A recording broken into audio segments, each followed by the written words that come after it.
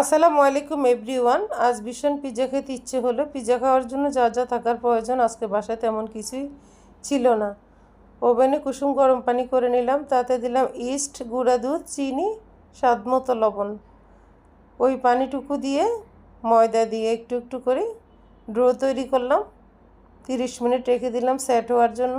তারপর রুটি আকারে শেপ দিলাম। ফ্রাই প্যানটা আগে থেকে চুলায় বসানো ছিল, তাই রুটিটা একটু ব্রাউন কালার হয়ে গিয়েছে, নো প্রবলেম।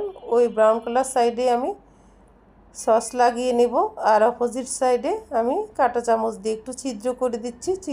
ছিদ্রযুক্ত হলে ভিতরে সসটা ভালোভাবে রিলিজ হবে। এখন আমি ম্যাগি নুডলস বয়েল করে নিয়েছি।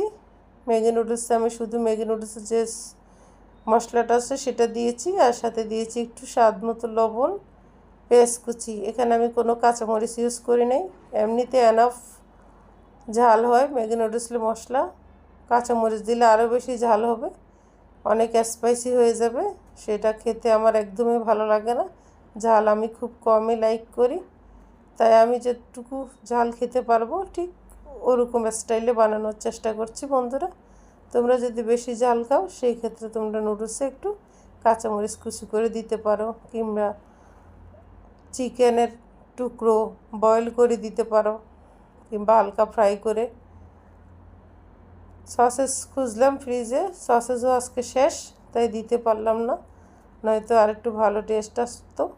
একটা ক্যাপসিকাম ছিল, ফ্রিজ পরিষ্কার করার সময় অন্য আরেকটা ফ্রিজে রাখলাম, অনেক জিনিসের নিচে সেটাও খুঁজে পাওয়া গেল না। একটু ক্যাপসিকাম, একটু রিং করা পেঁয়াজ, একটু গাজর হলে অনেক কালারফুল দেখতে, অনেক সুন্দর দেখা যায়। মোজারেলা চিজ দেওয়া হয়ে গিয়েছে, ডিমও স্লাইস করে দিয়েছি। তারপর আমি কিছুক্ষণ ঢাকনা দিয়ে ঢেকে রাখছি। এটা আসলে আমি ওভেনে বানাচ্ছি না, এটা আমি চুলায় বানিয়েছি। তারপরে চিজ একদম সেট হয়ে গিয়েছে। এটা হচ্ছে আমার পিৎজার ফাইনাল লুক।